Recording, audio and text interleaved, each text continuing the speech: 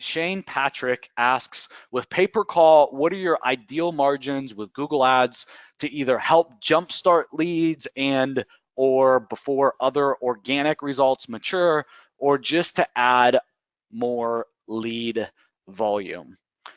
So this is a very difficult question because we have these different circumstances here, right?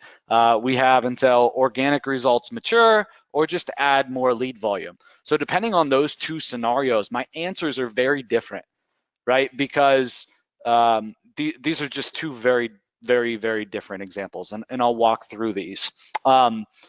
If you're trying to make profit on a pay-per-call campaign with Google Ads, if that's the goal, just how much money can I make at the end of the day, right? I would suggest running mobile call-only ads and not touching desktop. Okay, why? Because mobile call only ads, 1 in 3 people, roughly 1 in 2 people, 1 in 3 people, you're going to have a conversion, meaning they're actually going to call. If you send them to a website, I don't care how good of a designer you are, you're never going to be able to compete with that conversion rate, right? You might be able to get 1 in 6, 1 in 7, right? So it's double, triple, right? The amount of people to actually get a conversion. So if you're just after the money, I would start with call only. But we got these other scenarios here, right? Organic results mature or just to add more lead volume. So again, my goals and my expectations would be very different depending on the circumstance or the use case, right? So I've used Google Ads and Bing Ads to help drive more call volume for businesses where I already had lead generation streams in place, right? And for me, I've used it just to help bolster the call volume because the client wants more, right? And it's just like, I want more help, please give me more. I have more technicians, I got to keep them busier, right? And I have, as a use case in our pay-per-call agency, we've ran Google Ads, right? Where our goal was to make 20% markup, okay? But we were okay breaking even because we were making money on all the other calls that we were sending, right? So that's kind of one use case as well, all right? Another use case, right, is, right, you're starting from scratch and you have no other lead sources. You don't have any websites, right? You have no other ads running. You're starting from scratch. So, I mean, that could be to test a market and to also test price points on what price per lead is acceptable, right? And do you have an okay customer? And again, I think that the goal would be to make 20% markup, but again, okay with break even. Understand when you're testing a market, whether it's a city or an area, a region, right? Or you're testing just, HVAC or plumbing or whatever vertical it is that you're getting into, you're still in test mode. And at the end of the day, I don't think that you should have expectations to like crush it and make thousands of dollars a month when you're still doing like your due diligence in test mode,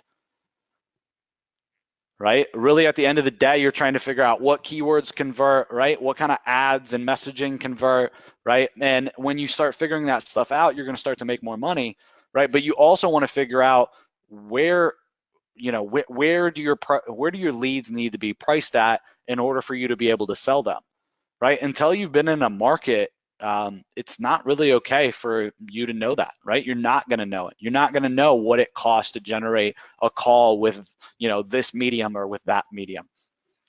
Okay, so I'll leave you with one thought here. If I was just going in right now into a new market, let's say I had a prospect that was a really promising prospect, call me up. He heard that I did pay-per-call marketing or that I did lead generation, right? And he wants to pay me to send him leads, right? I check him out. I do a little discovery session with him, right? He's a perfect candidate, right? He understands his average customer value, right? And he just needs more leads. He's advertising all over the place. That's the perfect pay-per-call customer, that criteria right there, okay? If he kind of met that criteria and I didn't know the industry, right, what I would do is say, let's run a test, right? I'll run a campaign for you for 30 days, right? You run or you pay for the Google ad spend. I'll run the campaign for you for free, right? I'll put up all the landing pages, all the ads, all the maintenance, all the optimization, and we'll see where the numbers fall. And after 30 days of us running it, right, we'll sit down together, right? Conference call or in person, whatever it is. I would recommend conference call, right? And we'll come up with something that's mutually agreeable. What's good about that? You don't have to put down $3,000 in ad spend on the table yourself, right? All that you got to do is run the campaign. Okay, then you get out of it, right, after 30 days, and you know exactly what's going on. You know the ads that work the best. You know the keywords that work the best, right? Maybe you know the landing pages that work the best, and you're able to have a face-to-face conversation with your prospect to understand the business more and what they can afford to pay. Okay, so if I was just getting into a niche, right, just getting into an industry, that's exactly how I would do pay-per-call. Okay, if you do it any other way, if you just guess, you just throw out some numbers, you're going to screw yourself, right? You're either going to put yourself upside down, right? And the leads are costing more than you thought. And so you're literally negative, okay? Or you're going to undersell yourself. And underselling yourself is like best case scenario, meaning the CPA is, that you could have gotten is $70 a call, and instead you priced it too low because you didn't know your ass from your elbow, right? And you sold it for 40. You're literally missing out on $30 a call. And I've seen way too many people do that.